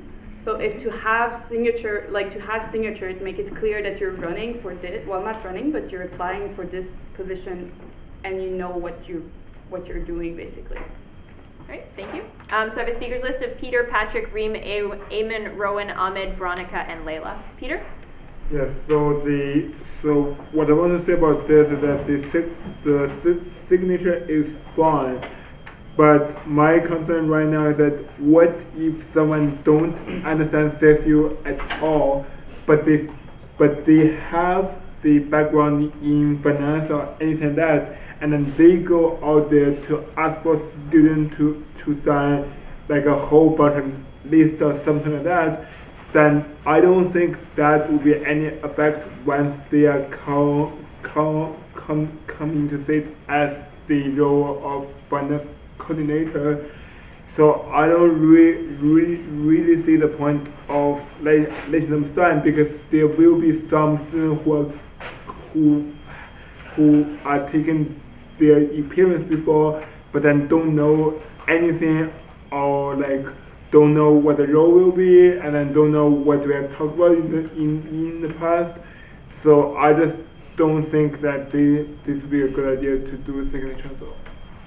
Thank you. Patrick? The thing about the concern, I understand what the concern that the certain executives have, but the thing is, in the long run, because doesn't matter whom we pick, it's like they will learn the process of being part of this, being part of CSU in general, because they will know some idea of it. In the long run, eventually they will want to be permanent in the future elections. It will be, like right now it's temporary, like we're replacing it, but it's basically long run, it made the person, he or she will be part of it in the future. And then we should not take that opportunity away from them in any way. Thank you. Great. Yeah. So, my point, like in my opinion, I see how, like when members of council were elected, they were elected for the position of being council members. So we cannot like use that as like to support the fact that we should choose someone from council to become a coordinator. Yes, people voted for them, but they voted for them as councillors, and they gave us like this responsibility and this trust to be able to decide how we want to act in case something like this happens. So in my opinion, that makes it as valid for us if we decide we only want councillors to be able to apply, or if we want to also open it to the public and have other students apply as well. That's just a point I wanted to add, and I also want to say if at this point everyone, like we have a lot of arguments on the table and they're all very valid. I see like both sides are very valid, so if everyone else, if no one has anything to add, there's something new to add, we can move to a vote on the motion. Great. Thank you. Eamon? To speak to that, I guess, well, we were voted in as councillors, not as executives or anything. There are parts in the bylaws that say that councillors in these conditions are appointed to things, like the bylaws that we mentioned before. And so, well, we can't pretend that everybody at Concordia is aware of all of these bylaws and everything, given the particularly low turnout of CSU elections, I think it's a fair assumption to make that the people that are voting are actually engaged enough to be aware of at least some of these things. So even if we were voted in as counselors, we were voted in as counselors knowing that this is one thing that could happen to people that take the office. In addition to that, just speaking to things like signatures and everything, getting like 40 signatures or whatever is like, it's half of the nomination process, it's half the election. But the thing is that an election done halfway isn't an election worth having. The fact is that there's already been an election, a council election, elected councilors that have gone through a full process of this. You can't give a negative signature. You can't say, you can say, no, I'm not going to sign for you, but that's nothing. It's not a vote in the other direction. It's not a vote for somebody else. It's just a lack of signature. So there's not really any sort of equivalent legitimacy granted just by a handful of signatures before applying. Yeah. Great, thank you. Ro? Yeah, this is going to sound fairly repetitive to what Eamon said, but I agree, like, being voted to as counselors is still being better than not having been elected to anything whatsoever. And again, yeah, signatures are very easy. Give someone half an hour in the people's potato line and they could probably get 45 of them. So as much as I get that as a point for nomination to elections, seeing that as like the process for application to a position doesn't really make sense to me. Thank you. Ahmed? Yeah, this idea, like the reason why I bring this idea to the table is that I think we don't have time to, we have to, to get the candidate as soon as possible.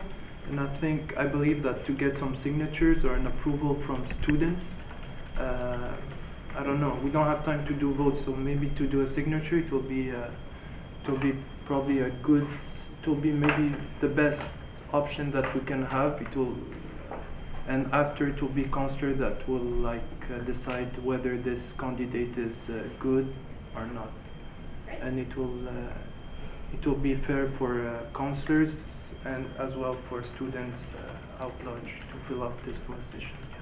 Thank you. Veronica? Okay. Layla? Just a note on the signatures.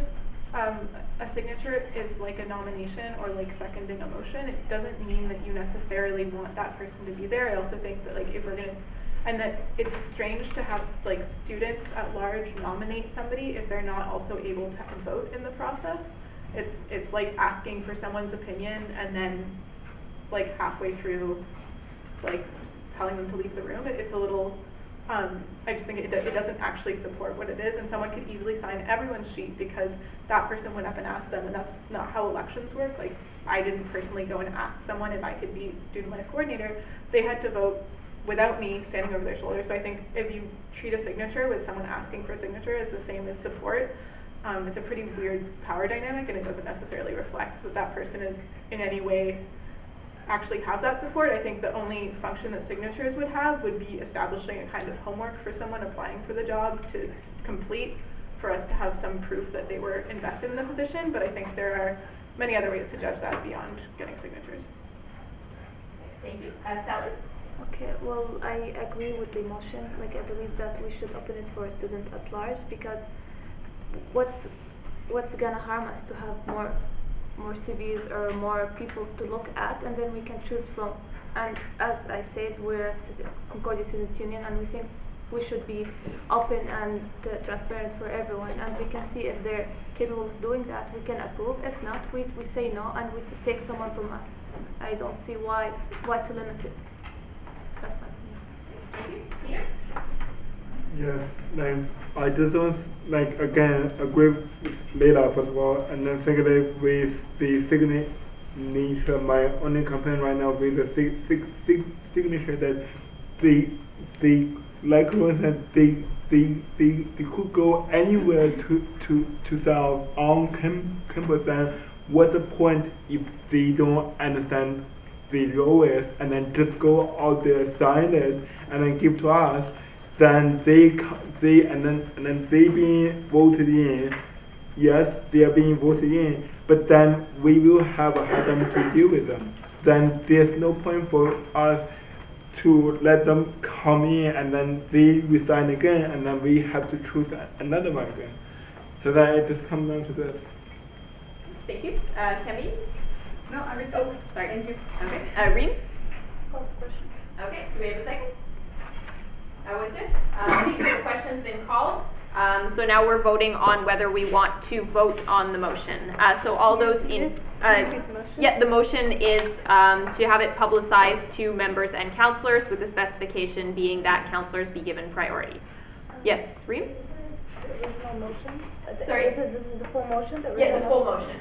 Can you repeat it? Okay, sorry, I was just paraphrasing. So the motion that, can you actually read the actual wording?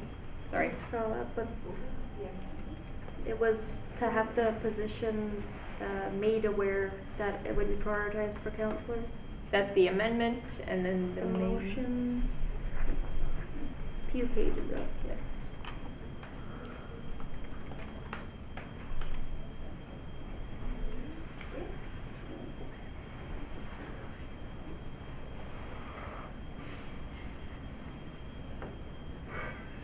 Last year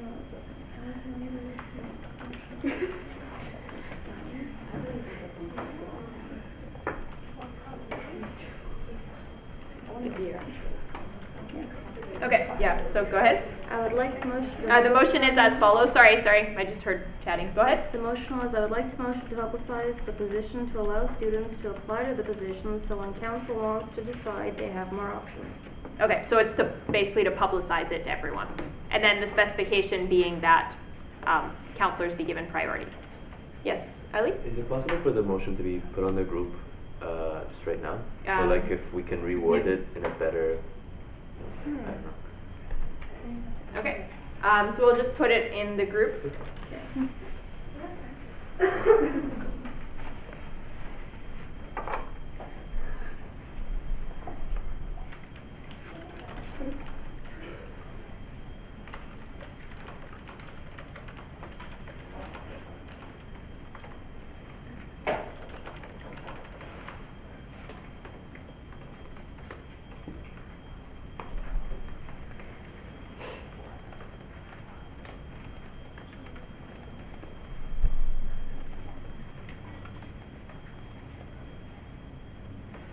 And the amendments.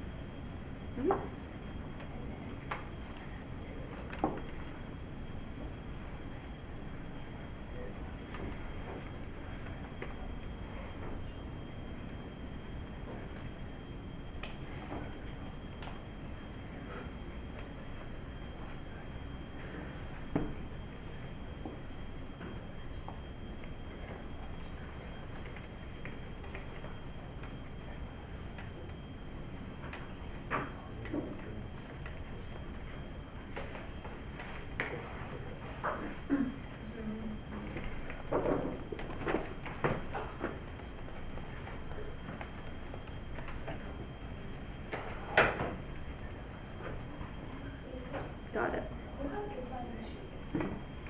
Can someone just wave the sign-in sheet? We can just pass it around again. Thank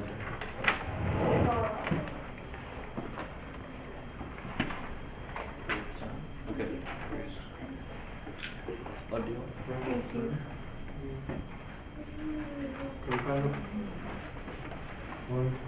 Oh, you want the pen? I'm sorry, just stole your pen. Or pen. Yep.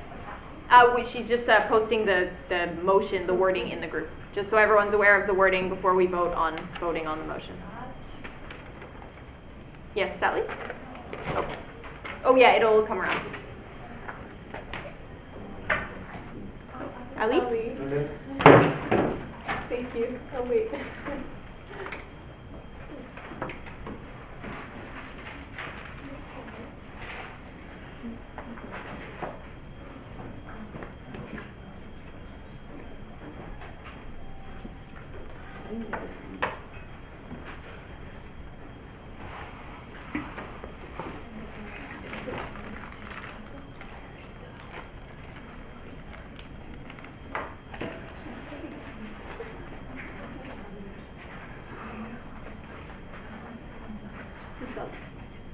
Yep. Okay, so it's in the group.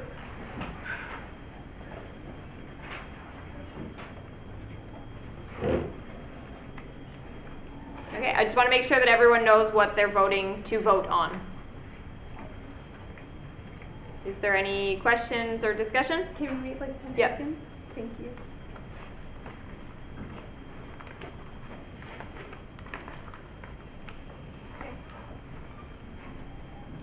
Okay. So we're voting on calling the question, right? Yes. Okay. Yes. We're just voting on calling the question, not on the motion itself.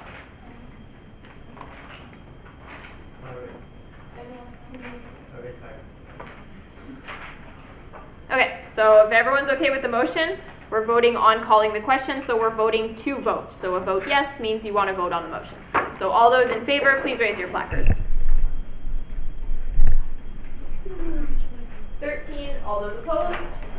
1, sorry, and any abstention. That's an abstention. Oh, that's an abstention, sorry. 0 opposition and 1 abstention. Like, it's been twice now. Okay. Yes, Tabia? Focus on your own vote. Okay, quiet please. An amendment can still be made after. No, not the call to question because now we're voting on the motion. So the time to discuss and to amend is over. Was it like just a little procedural thing? No, just about the signatures, but. Okay, no, at that point then, no, that would be, no, sorry. Okay, so all those in favor of the motion with the amendment, please raise your placards. Watch. 9, all those opposed? 1, 2, and any abstentions? 1, 2, 3, 4. All right. Oh, yes? I'm confused right now. I don't know what that means. Okay, the motion on the table is to publicize. Okay, there's people who have questions, so if we could all listen, please. The motion on the table is to publicize the position of finance coordinator to the members at large. The amendment was made and passed with a specification that priority be given to counselors. Are you okay with what you voted on? Okay, perfect. So that was passed by council with a 9-0-4 vote. So that is all good. And we are, yes, Peter? Can we notice this? Yeah, in abstentions, yes. No, I think I vote for against, I think. Yeah, Voted Peter against? voted against. Oh, you voted, okay, sorry. Yeah, but I'm being no. Okay. So at this point, we are back on the speakers list, which is no one. And we're still in business arising. If anyone remembers where that is. Julia? Does anyone want us to have a special council meeting to talk about this, or will we talk about this at the next council, like regular council meeting?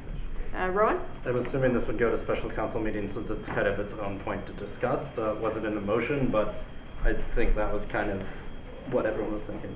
Okay. Thanks, Rowan. Okay.